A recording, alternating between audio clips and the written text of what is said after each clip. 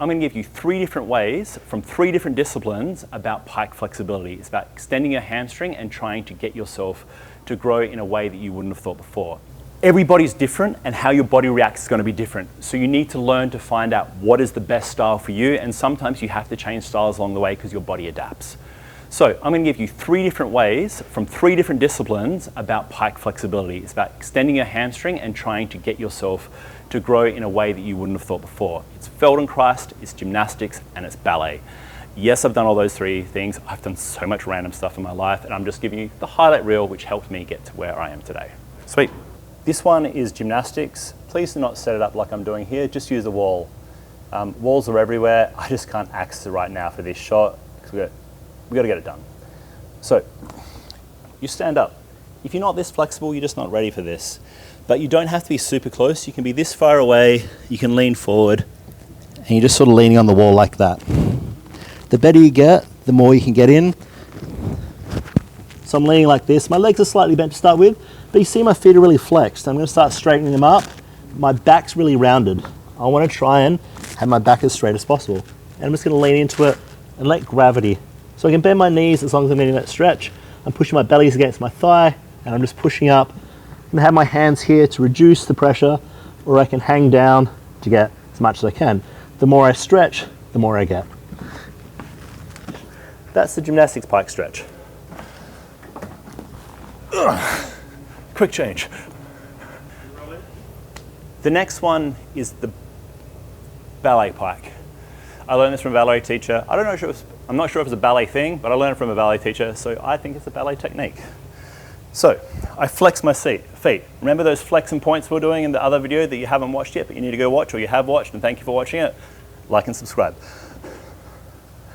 We flex our feet as hard as we can, trying to get our heels off the ground, trying to push the backs of our ankles into the ground. They don't touch, it's just the intent. Feet off.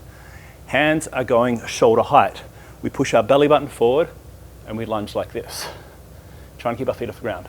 Belly forward, feet off, belly forward, and just it's not pleasant.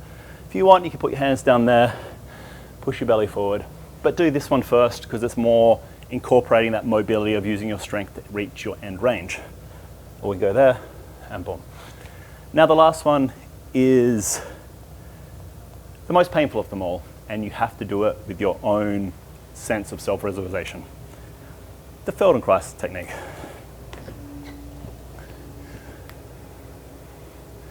So the Feldenkrais technique does a unique thing. It causes your body pain, which then tricks it or tells it to release because it's hurting. You get your foot. You put your hand between the ball and the heel of your foot like that. You then link your fingers together like that. So you're like that. So the next thing we're going to do is, I'm going to stand up because it's going to make it a lot easier. I'll go to here. I put my fingers under like this. I'm going to tread on my foot. If you do have a hard floor, you will get the best results. You'll also hurt your fingers the most. So please do this safely and within the parameters of which keep you safe and uninjured. It is better to do it on a soft floor where it absorbs a little bit, but you still feel the pressure of your hands and your fingers. I do not recommend this one if you don't feel sure. I've done this 1,000 times and I know the repercussions. Quick one before you do this. I want you to put your feet together. You're going to lean forward, push your belly forward, and you're going to try and go as close to the ground as you can. So right now, my hands are flat on the ground, my legs are straight, my arms are straight. That's my flexibility for this. When you walk on your hand, you want to try and walk between 3 to 7 to 10 meters on each foot. Because what's going to happen is you're going to crush your hands, it's going to send a symbol through your head going, what are you doing? Can you help me out? And then it's going to send a signal back, and it's going to say, let's loosen off the hamstrings so this doesn't hurt as much. And then you get more flexible. So I'm just going to do a quick one here. I go here. Perfect. So I go here. All my weight's on my foot, on my fingers. My foot doesn't touch the ground. It's not pleasant. I'm just doing a short one. Then I swap it over. My hamstrings get a rest, my fingers do not. I go here. This is also my magic trick.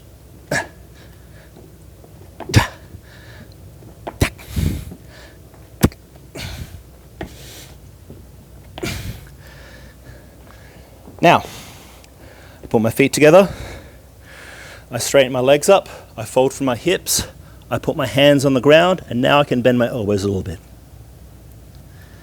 Now, you don't have to believe that I got that much more flexible, but you can try it. The thing that I was doing is I'm squashing my hands, I'm not trying to crack them open.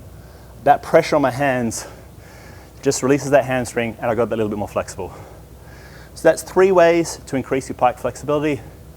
And it's not to show you which ones to do, it's to show you that there's different ways to learn things and find the thing that works best for you.